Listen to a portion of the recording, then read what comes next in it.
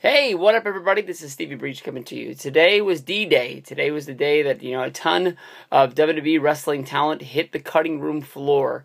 I don't know if it's because the network isn't bringing in the money that they were really hoping to in the first few months after its launch, or one thing led to another, and just, these guys got to go. I thought it was funny that just yesterday I read on the sheets a story, that was written up saying that WWE wasn't going to be releasing talent.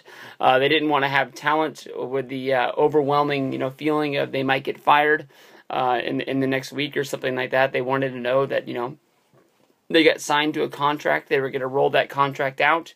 And, if at the end of their deal they weren't being used and felt like there was nothing for them in the future, that's the day that they would be let go.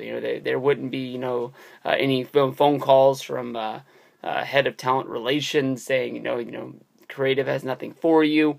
There was, back in the day, 2009, 2010, these days would come around normally about twice a year, and big sections of people would get cut. You go back to, I guess it would be 2010, Shelton Benjamin, Mickey James.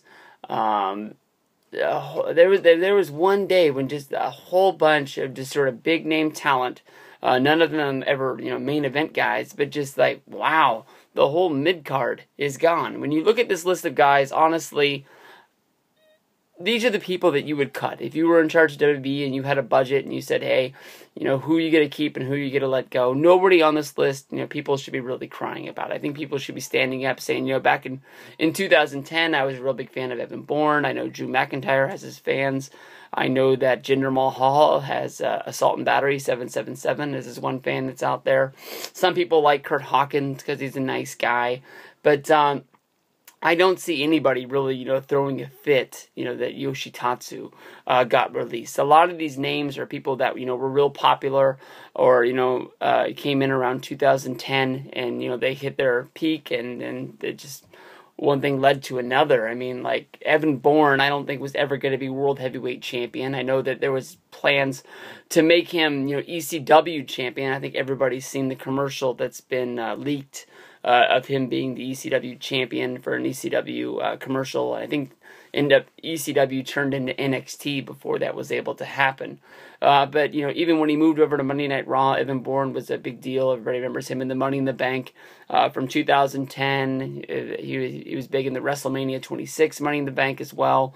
There was a point before Nexus where he got to pin Sheamus on Monday Night Raw twice in 1 week, and I know that there was plans on bringing him back, maybe and teaming with Tyson Kidd.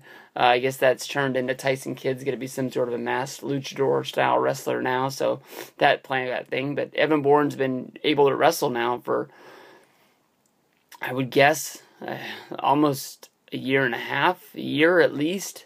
I think it was right before WrestleMania 28. He was supposed to be the rumored last man into the Teddy Long versus John Laurinaitis match, and then he really messed his foot up. Everybody remembers the picture he posted on Twitter with all the sort of steel rods being placed in his foot to get that set. But I remember, seeing pictures of fans taking pictures of him in the parking lot before the first NXT pay-per-view.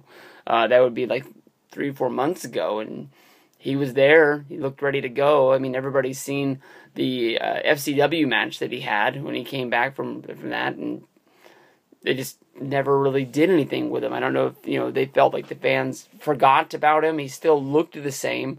But I'm sure that, if Evan Bourne goes anywhere, he's going to be able to, do the best work he can do, whether that's TNA, PWG, ROH, anything like that. Basically going back to his roots.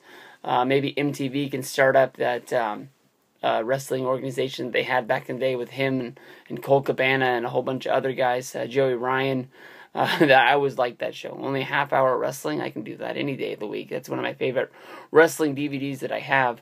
Drew McIntyre grew a whole lot of fans. I think everybody's going to believe Vince McMahon.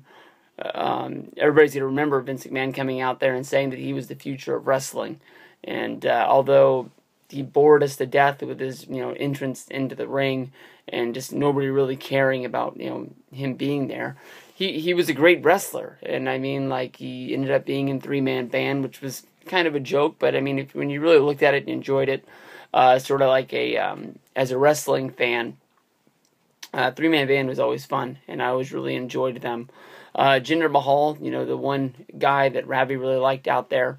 I was always, he wasn't great. I remember him coming in, people saying that he was going to be, sort of taking over for the great Khali, and he was going to be, a big star. That never really panned out. Oksana, she's not going to be holding back Alicia Fox anymore. Alicia Fox, she's been wrestling more singles matches as of late, but she won't be doing the tag team work. Kurt Hawkins, never really worked out for him. I guess he ended up being the Marty Jannetty of the Edgeheads. I was kind of surprised Zack Ryder's not on this list.